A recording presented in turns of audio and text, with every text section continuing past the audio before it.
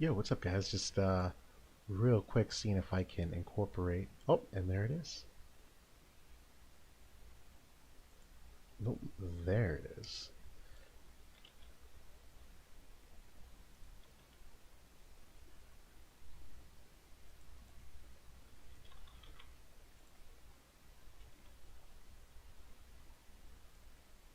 All right, I'm gonna figure out a way to put chat on screen. Not today, it looks like.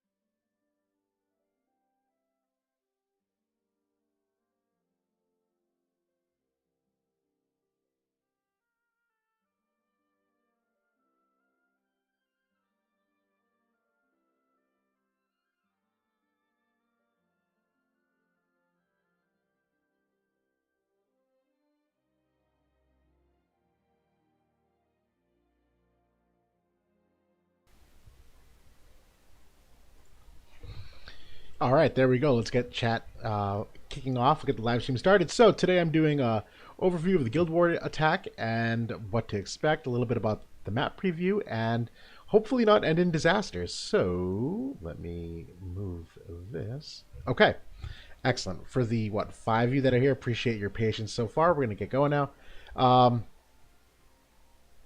Actually, no. Give it an extra second. And for those, okay. Hold on.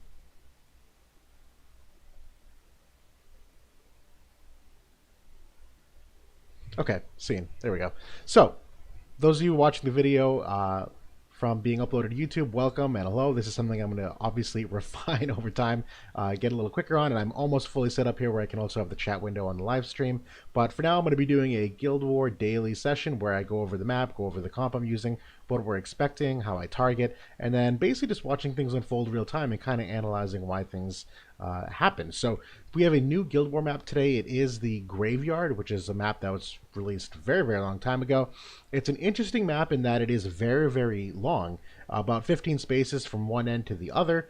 There is some really great versatility in this map in that your starting spots can basically be unhindered by whoever is across from you. That this map is long enough that you don't get baited. You typically don't get skewed in one direction or the other. There really are two typical funnel areas here that the topography of the map really makes people go either one side or the other. So basically these two lanes, but there is a fair amount of space in the middle here where people can start to converge as well. What we'd like to optimally see is a team where you could have each other give each other buffs and then slowly move up the map in one of those lanes, hopefully that you can decide which side you're going to be on. There is a time and place where I have seen some units be able to get up on this high ground.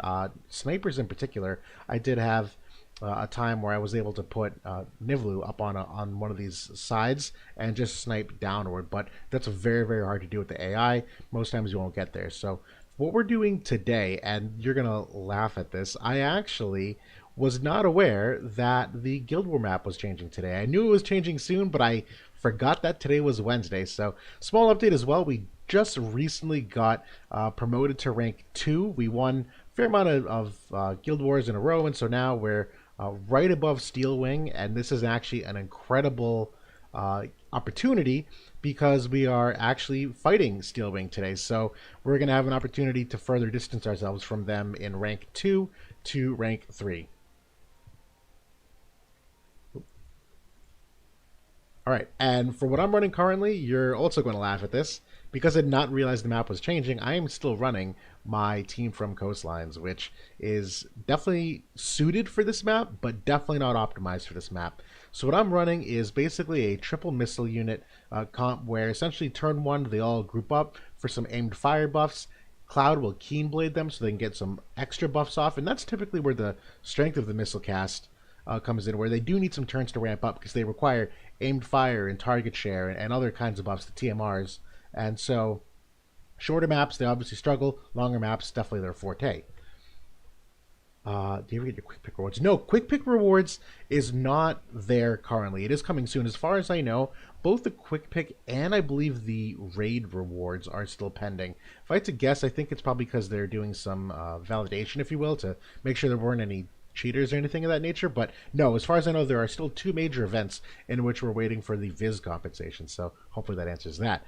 For what we're expecting today is Guild War. I'm actually really fortunate that one of the guilds in Steelwing apparently did not shift their defense either from the previous day. They did not follow their guild. So in a little bit of chaos versus chaos, I'm going to throw my outdated comp at their outdated comp, and we're going to see how it's going to work out. I actually do feel good about it. It's this Black Rosalena slot 1 team that you see here. So if I'm guessing, and that I know it's Black Rosalena, Dwayne, and then Knight of Ruin Stern. So if I'm looking at the map and kind of analyzing this high level, what I'd imagine is my Fred and Nivlu are going to converge on Cloud here. He's going to Keenblade them, and he is going to move directly forward. My hope is that they will follow behind him and continue to target share and aim fire each other as well. And then I would imagine that right around here, when they stop and get put against that kind of like hard wall where the elevation jumps to a 3, by that time, Black Rosalena should move forward here. Dwayne should also move toward the middle. And I would imagine Knight of Ruinstern may actually go to buff Dwayne. So there could be some Keenblade shenanigans going on here where there might be some grouping to start. But I think at the end of the day, Dwayne should end up coming toward the middle here, which is good because I think his teammates are going to do the same. We'll actually find out if that seems to be the case. So fingers crossed, wish me luck. We'll see if that actually plays out here. I'm going to declare my attack here on, unfortunately cannot translate this name, but we'll call him rank 146. So, fingers crossed. What I would expect, Ruinstern should be relatively squishy to this. He would definitely die in 2 hits, if not 1. Black Rosalina, depending if she has a shield, could take a little bit more. I don't really believe I have any physical barrier break on at the moment, so that could be a potential hurdle. And then I know for a fact Dwayne is also potentially 2-shot in this. So, fingers crossed that we keep our range to start. And as we move in, I'm able to kill them before they can get close enough to me. It's really Black Rosalina that I'm the most worried about. The other 2 characters, Dwayne and Knight of Ruinstern, are a little more limited for what they offer in range. So he's going to move forward here. Doesn't look like there's any Keenblade to start. So I'm pretty happy with this. Dwayne should move forward. That's fine. Keenblade. And this is exactly what I wanted. I want them to kind of stay and actually turn back to buff a little more. That's concerning. Cloud moved forward than I wanted, but it actually works out because Black Rosalina is now in range for some follow-up damage. And with any luck, they'll actually shoot her before they shoot Dwayne because, as you just saw, Dwayne had to walk forward and take a left because he can't traverse that height 3. So that's not good and kind of what I was worried about. I was hoping that Fred actually moved toward Black Rosalina and killed her first. This is okay, though, because we are still going to... Oh, the shield! By the skin of my teeth, that works. So, unfortunately, not as... I mean, it's a successful attack. I was able to clear them. Naked, that's not a chain. So, as far as I'm concerned, that's still a thumbs up. In a perfect world, I would retain, a unit or 2 so that in my follow-up attack here, I'm able to drain more of the enemy resources. So, what I'm going to do at this point is pick a comp that we do have a scouting team that looks ahead and see what comps change, which ones don't. I'm going to pick a comp that's basically unknown, where we can't confirm if stats have changed or not. And that way when I open them, not only will I reveal what comp they have, but with any luck I'll be able to drain some of the more valuable TMRs and abilities that they have.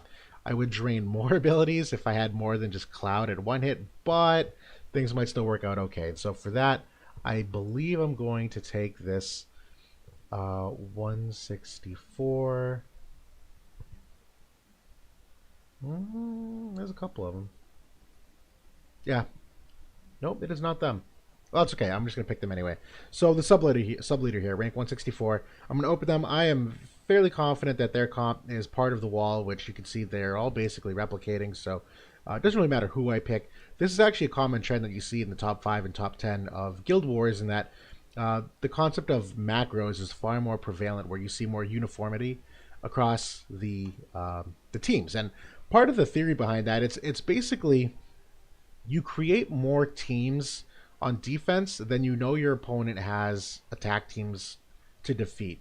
Let me phrase that a different way. If you have, let's say 20 evade teams and 10 whatever teams, you're betting that the enemy doesn't have 20 attack teams that can deal with evade.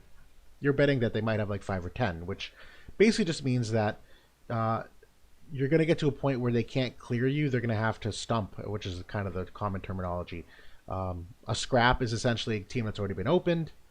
And yeah, when you stump, it's when you go and attack a team that is unopened and you fail to clear the 3 of those stars. And the reason why it's a stump is because you force a teammate of yours to follow up and clear them and finish them, which is kind of a wasted attack to some degree when you're optimizing how you use your attacks. So without getting more into that, I'll talk more soon. I kind of want to jump in. So what I'd expect here, looks like they're running some variation of Elena, Jaden in the middle, and Warrior of Light on the very far right. And what I would tend to guess here is that Cloud's going to use his Punisher mode at turn 1 again. The light team is probably going to clump. I would imagine that Elena's going to Stellar Artois the Jaden. He's going to do some things there. Oh, this is a nice surprise. They actually switched up the positioning, so this is a good open where they're not where we think that they are. So that's Punisher mode.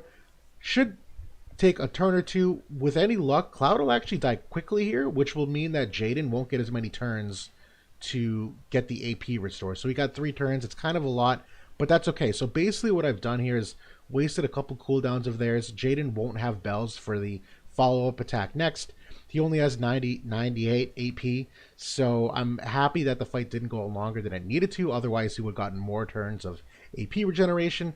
And for now, hopefully someone can finish them off. That's kind of how Guild Wars typically go. And when you get to the top 5 and top 10, it's in your best interest as a guild to chain more often than not, where you take that guaranteed win rather than risking a stump.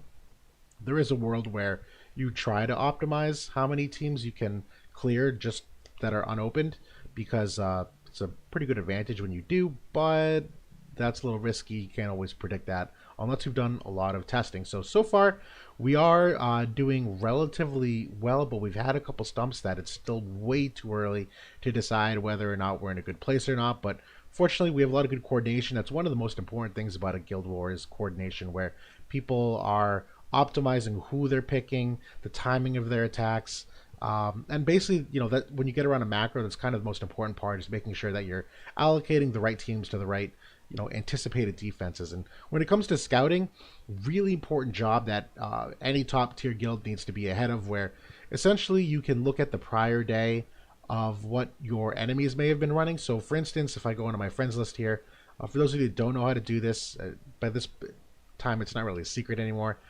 We're going to use, I'll just pick a random friend here. We'll use Phoenix Force, my old guild, formerly known as Chocobo Force. If you go to the details, and if you have a friend code of, someone in your guild, you're able to see their guild here. And if you zoom in further, you can even zoom in further to battle records here, where you're able to look at the history of any player. So I just picked one off my friends list, but technically you could pick one just by searching for them if you had their friend code. So if you go into the battle records, you can essentially go in to see what the previous day had for defenses. And so if I was looking up what did Phoenix Force run yesterday on attack, so yeah, so you can see their attack when you look at the friend. You have to pick the opponent. I can't explain it, but hopefully it kind of makes sense.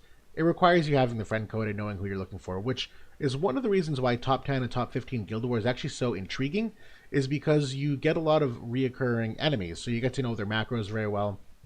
You get to know their friend codes better. You get to know their history of who beat what and why. Whereas once you get outside of that and you're kind of in that 15 to 50 range, we'll say, there's a lot more variability in who you could get matched up against. Where I know as top, as number 2 ranked overall, we can only get like 8 different possible teams. But if you were ranked 30, you could have like 16 different teams in which they'd assign you. It's a lot more unpredictable. So there's a lot more micromanaging here at the top 10 level, where you are constantly doing advanced scouting, where you're looking at the teams, the prior day teams of like 7 to 8 guilds at any given time, because you're going to get matched up with those 7 or 8. And at that point, you can say, well, okay, of the 8 guilds we're going to potentially face, 5 of them are running a dark macro, 3 are running light, so we're going to play our odds and have a macro that hopefully can beat theirs. And a lot of times what you see is on attack, people will use their defense macro, because unfortunately in Guild Wars you can't, tailor the abilities on or off based upon attack or defense. It's just Guild Wars. So if you have a defense macro, if you're running it on attack, it's typically the same exact comp. So you kind of play that odds. But as you can see here, there's a lot of variety in what works, what can be run. We're running some really or at least Phoenix Force was yesterday, running some creative ice comps on attack, get some wind comps. If we're going back to our Guild War at the moment, I did see that one of our members is running a mono earth team today, which is super interesting. It's not one that typically was very strong against light in the past, but it's really when you're running the Engelbert that you run into the issues. I've always been kind of down on earth because it's extremely tough to get through Engelberts with pure physical. So at least now here, not only do you have the earth spirit and the earth attack up, but it just so happens on the Steelwing macro that we're seeing today, they're opting for Warrior of Light rather than Engelbert, so you're getting some success there. And we'll see how the rest of the Guild War shakes out. We have some nice variety on attack, and that's in a nutshell. So this map in particular definitely favors some longer range units. It definitely favors people that have multiple buffs that you can take an extra turn to stay back and get stronger. There's really no way to kind of like bait someone out of position from the enemy team. And so you really just want to focus on your opening 2 turns, making sure that you can guarantee a strong opening rotation. That's it in a nutshell. So I'm going to stop there. Really wanted to kind of just get into the rhythm of this, see how I wanted to talk about things, at least kind of demonstrate a little bit of the new map and what we're running and how top 10 guilds operate in a guild war perspective. But going forward, I should have something better tomorrow, a little more optimized attack and a different defense to show and highlight against. So thanks for those that were watching. Again, this is very much experimental. I am fine tuning some of this where I want to, include my chat window in the stream. I'm working on some background effects. I got a green screen coming, and so the quality of this will definitely be improved relatively quickly. So thank you for those that are watching this mess of a ramble at the moment. Look forward to doing some stuff soon, and we'll definitely be in more detail once I kind of get into more of a rhythm of things. So thanks for watching, and I'll be streaming again tomorrow and doing some more content soon. So as always, comments, questions, critiques, always welcome. Happy to respond with everybody. So good luck on your own Guild Wars today. Good luck with the new map, and I'll talk to y'all soon.